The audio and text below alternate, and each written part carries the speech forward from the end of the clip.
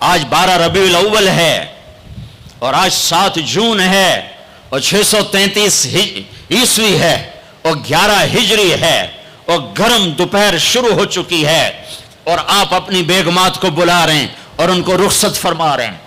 پھر اپنی بیٹی کو بلایا اور اس کے کان میں کہا بیٹی میں جا رہا ہوں. وہ روئیں، کہا نہیں رو نہیں، تیری میری ملاقات سب سے پہلے ہوگی. حضرت عائشہ بیٹھی ہوئی ہیں چونکہ ان کے تو آپ نے سینے پر ٹیک لگائی تھی. حضرت عائشہ ایسے صوفے کی طرح اور آپ یوں یوں یوں ایسے تھے، ایسے ایسے. پھر آپ نے حضرت علی کو بلوایا اور ان کا سر اپنی گود میں رکھا اور ان کے سر پہ اور کمر پہ ہاتھ پھیرتے رہے اور کچھ دعا دیتے رہے. پھر ان کو رخصت فرمایا. پھر سب سے آخر میں کنہیں بلایا؟ جنہیں کہتے تھے میری آنکھوں کی ٹھنڈک حسن حسین. جب حضرت حسن پیدا ہوئے تو آپ نے علی سے پوچھا کیا نام رکھا ہے؟ کہا جی حرب، جنگجو. کہا نہیں، اس کا نام ہے حسن.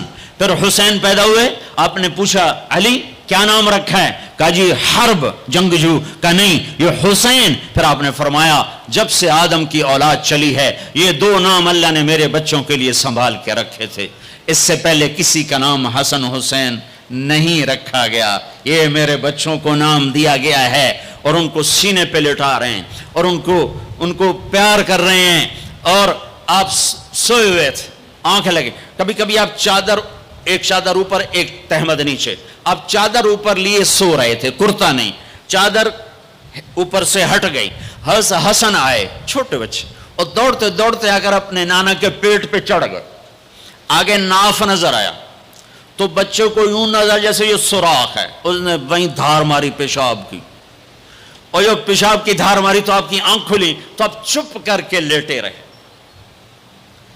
میں قسم کھا کے کہتا ہوں میرا بچہ ہوتا تو میں اٹھا کے ادھر کر دیتا، خود ادھر ہو جاتا.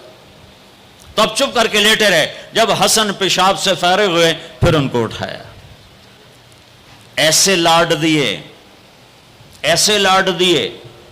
دونوں کو بلاتے، حضرت فاطمہ سے کہتے این اللقا، این اللقا، شرارتی بچوں کو بھیجو، شرارتی بچے آؤ. حسن حسین دوڑتے دوڑتے آتے، آپ ان کے سامنے گھوڑا بن جاتے، ہاتھ بھی ٹیک دیتے، پاؤں بھی ٹیک دیتے، کہتے آؤ میری کمر پہ چڑھ جاؤ. پھر ان کو کمرے میں چکر دلواتے، پھر سر اوپر کر کے پوچھتے تمہارا اونٹ کیسا ہے، تمہارا اونٹ کیسا ہے. آپس میں ان کی کشتی کرواتے.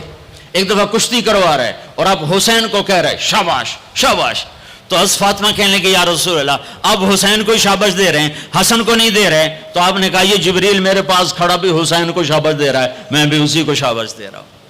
سب سے آخر میں ان کو بلایا اور یوں اپنے دونوں بازو میں لے لیا ایسے، اور دونوں کے سر چومنے لگے اور آنکھوں میں آنسو جاری ہو گئے کہ ایک کو زہر میں تڑپتا دیکھ رہے تھے اور ایک کا سر نیزے پہ چڑھتا ہوا دیکھ رہے تھے.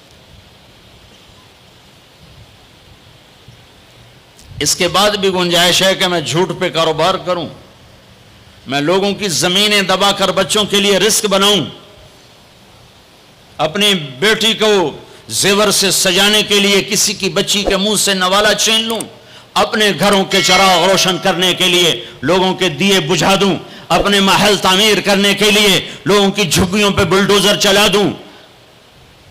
کب تک زندہ رہنا ہے؟ موت مر گئی ہے، نہیں آئے گی. دنیا کا سب سے بڑا قاتل چنگیز خان ہے، سب سے بڑا قاتل چنگیز خان. آج اس کی قبر کا نشان نہیں ہے. دوسرے نمبر پر تیمور بدبخت اس سمرقند میں پڑا ہوا ہے. تیسرے نمبر پر سکندر یونانی، اس کی قبر کا نشان کوئی نہیں ہے.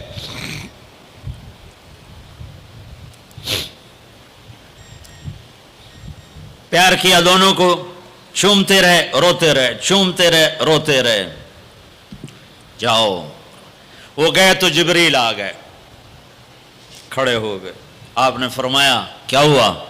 کہا جی موت کا فرشتہ آ چکا ہے، اندر آنے کی اجازت چاہتا ہے. تو آپ کو تو پہلے ہی پتا تھا کہ آج روانگی ہے، تو آپ نے کہا آ جائے. تو ملک الموت نے اندر آ کر کہا السلام علیکہ یا رسول اللہ، یا رسول اللہ میں آج پہلی دفعہ کسی کو سلام کر رہا ہوں اور وہ آپ ہیں. پھر کہنے کا یا رسول اللہ پہلی دفعہ آپ کے رب نے فرمایا پوچھ کے اندر جانا، بن پوچھے نہ جانا. یا رسول اللہ پہلی دفعہ اللہ نے فرمایا آنا چاہیں تو لے آنا، رہنا چاہیں تو چھوڑ کے آ جانا۔ تو آپ نے کہا میں اجازت دے دوں تو میری جان بھی نکالو گے؟ کہا جی نکالوں گا۔ پھر آپ نے جبریل کو دیکھا، تیری کیا رائے ہے؟ تو جبریل نے کہا یا رسول اللہ، اللہ آپ کی ملاقات کے شوق میں ہے، ایسے مرو کہ اللہ ملاقات کے شوق میں ہو، ایسے نہ مرو کہ قبر میں آگ اٹھ رہی ہو اور رگ رگ سے روح کھینچ کھینچ کے نکالی جا رہی ہو۔ کبھی ظالموں کو مرتے دیکھو کس طرح مرتے ہیں۔ تو آپ نے جبریل نے کہا یا رسول اللہ، اللہ آپ کی ملاقات کے شوق میں ہے۔ تو آپ نے فرمایا اچھا تو جاؤ واپس اور اللہ سے پوچھ کے آؤ میرے بعد میری امت کے ساتھ کیا کرے گا، میرے بعد حسن حسین کے ساتھ کیا کرے گا وہ مجھے پتہ ہے۔ ایک ذبح ہوگا،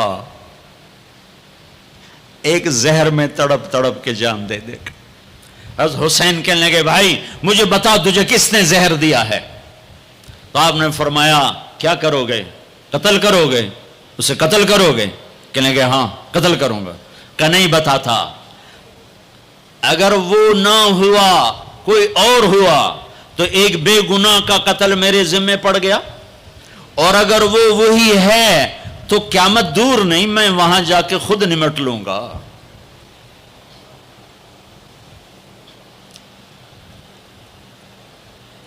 ہاں میرے بھائیو، آؤ آج ہم اللہ کی بارگاہ میں توبہ کریں، آج ہم اللہ کی بارگاہ میں صلح کریں، اللہ کے ساتھ اللہ کے رسول کے ساتھ صلح کریں، جو موت پہ نہیں بھولے۔ آپ نے جبریل سے کہا اچھا جاؤ اللہ سے پوچھ کے آؤ میرے بعد میری امت کے ساتھ کیا کرے گا، میں پھر جواب دیتا۔ کسی نبی نے یہ سوال نہیں اٹھایا، آپ نے سوال اٹھایا۔ جبریل واپس آئے، کہا یا رسول اللہ، اللہ فرما رہے ہیں آپ کے بعد آپ امت کو تنہا نہیں چھوڑیں گے۔ کہ بس الان قرۃ عینی، اب میری آنکھیں ٹھنڈی ہیں، اللہم الرفیق الاعلی، اے اللہ مجھے اپنے پاس بلا لے۔ اور پھر آپ نے دو باتیں فرمائیں، دونوں توڑ کے رکھ دیں۔ آپ نے کہا الصلاۃ، میری امت نماز نہ چھوڑنا۔ بتاؤ کتنے لوگ کراچی میں نمازی ہیں؟ اذان پہ کتنے مسجد میں جاتے ہیں؟